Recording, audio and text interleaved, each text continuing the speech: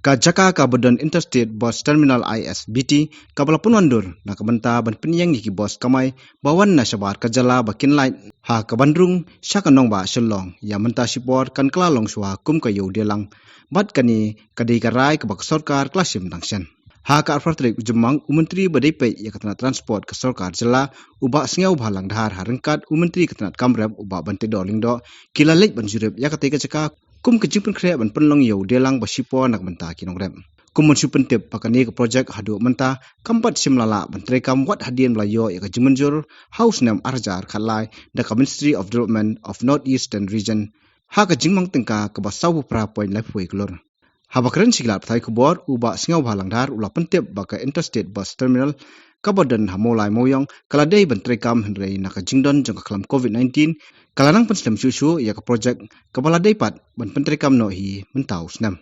Kalau pun ni nama don tatu kami di identify dengan government ini, jika ada ini ga wholesale market, yang berkalang ada ni, kita tu misalnya habis naik ke inspection, kalau pun no, tentang lapor lebih hani rangkat kalau bahas, nama officer, nama transport, nama organisator, nama pendaftar ni, kalau itu ni report ni berat report ke government, kalau pun ni pakai ni jadi mentor mah, biar dia tulisan.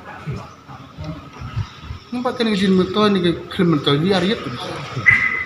Sementara nak report ke government kan kalau report ngelawan inspek, jika baru hasil mentor ni tu cik sudah kemukalong, ke government boleh saja. Kenal di saat mekanik kita akan menunjuk. Ini jarak iman. To explain, kumnu kinawang, kumnu kinawalek, kumnu kali, kumnu motor, kabiang ke parking, nak kambing atas. Kadang karang hadir.